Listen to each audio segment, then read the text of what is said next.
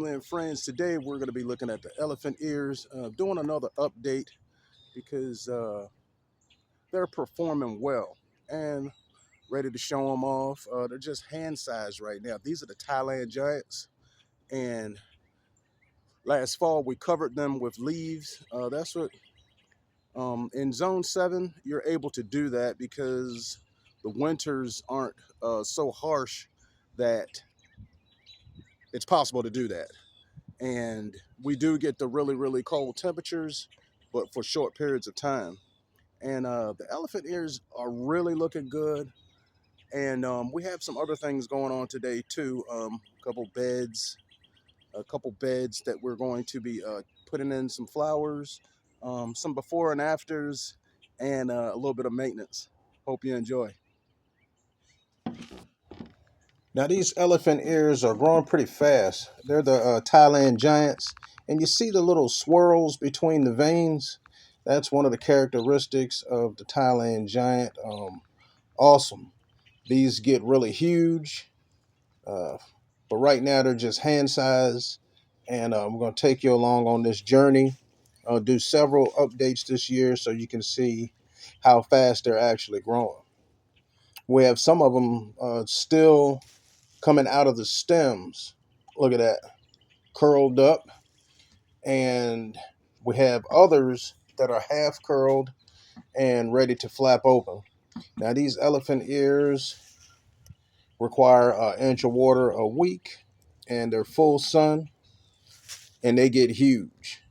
See, this one's another one that's half open. And out of all the stems that came up, we got leaves coming up. And that is a little short update on the Thailand giants. We have the Vincas here. We're going to put in this bed because they can handle the heat. Got them spaced out in this circle, along with some ice plants, the dianthus, and the shiny foliage on these Vincas really makes the bed. The dianthus here are showing off. Going to go in and clean those up. Got some creeping Jenny, Dipladenia, and this little bed. There's a lot going on to get it really full, and it's going to be nice for full sun. You see a little shade here, but this bed gets more than 6 hours of sunlight.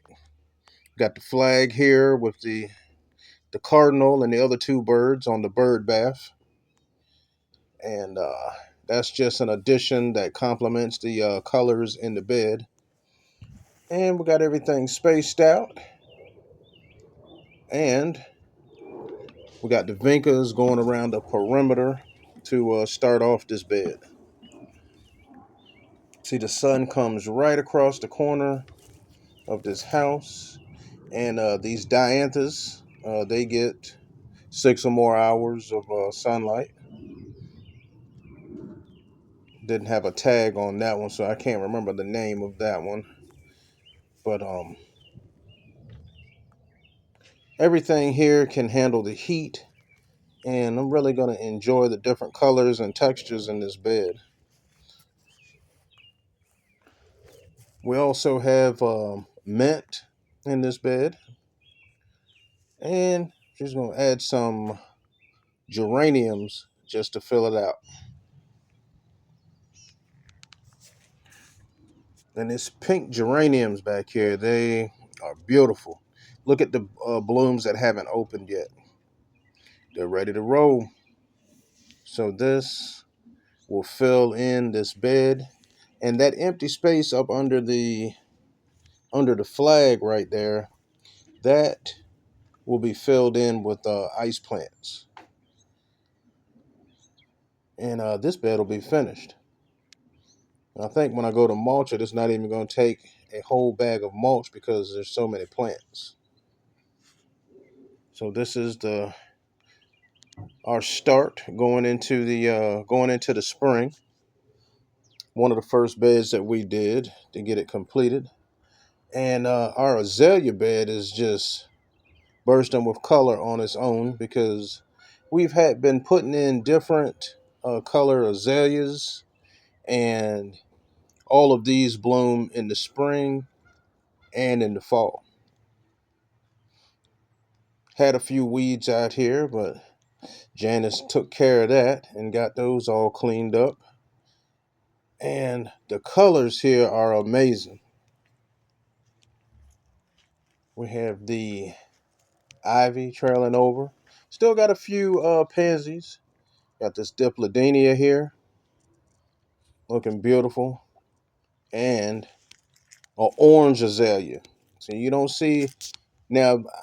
The orange azalea is really rare, and I'm glad that we have one. The blooms have like a lacy um, texture to them, lacy edge, frilly, ruffled edge on the blooms, and we're definitely going to be doing updates on this because there's a lot of blooms that are about to open.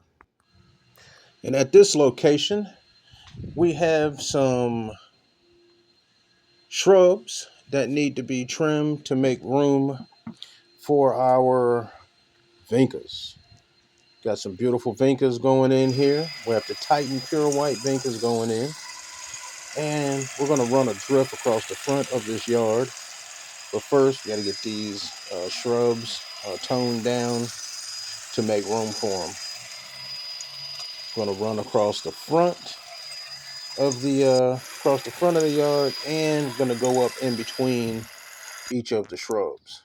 Now this drift is going to have also some Titan Pure White vincas here, and they're large vibrant flowers for gardens and containers.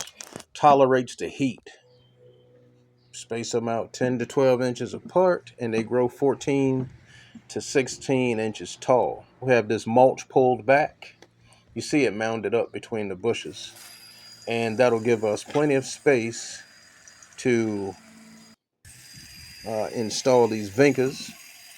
And also the extra soil, we're just going to grade that out, and we got them spaced out where we want them, starting with a few holes and some shake and feed. That's going to give these vincas the nourishment that they need, and trying to get ahead with the holes, and then just come right behind planting. And here's the drift. Makes a difference in this yard because it really makes an impact, but you can't really see the colors just yet because all the blooms haven't opened, and all we have to do now is just spread the mulch.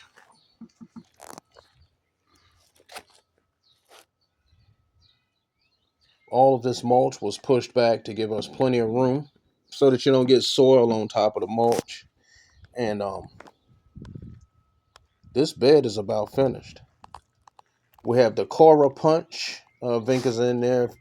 Sun to part shade. They produce a huge eye-catching flower, disease resistance, and they can handle the heat. These are good for borders, window boxes, and containers, and they're best in well-drained soil. As we step back and look at it, the colors go well with this house. And then we have our different shades of green and yellow in the front yard. We're definitely coming back to this one so you can see how these colors really fill in and how they're going to brighten up across the front of that yard. We saw some beautiful petunias that we're going to be using somewhere else.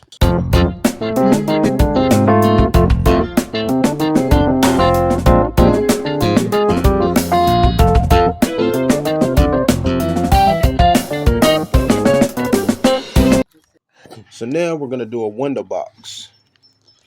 These are the Accent White Impatiens and the Accent Violet Impatiens. I'm glad that I had a few creeping jennies to throw in to get that trailing effect off of the front of the window box. Some pansies still hanging on from last year and looking good. they'll be gone soon once these overnight temperatures heat up. And this is the window box. It's up off of the ground, so I'll be on that ladder playing it safe. I have the tray of flowers sitting on the little shelf that's on the ladder. Got my tarp laid out so that I can get rid of the soil that's in there. Then I'm going to split up these creeping jennies. See, I have two of them, and we have two window boxes. So I'm going to split these so that I can get four trailing plants, two for each window box. Now, got to get rid of this old soil and spent plants and put in some fresh uh, garden soil. It's a garden soil, potting soil mix, which is nice and drainable, and it will hold the water long enough so that the plants will get what they need. And also, I'll be putting in some shaking feed. Get all of these spent plants out of here so we can do the transformation.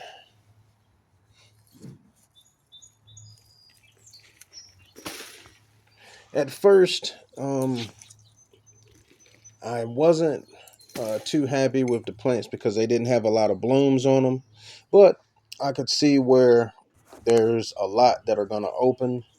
And like I said before, we're going to be doing updates. See all these little yellow dots up there? These little green and yellow dots? Yeah, those are all of the blooms that haven't opened. And I'm going to go with the pink and white. They call this the violet,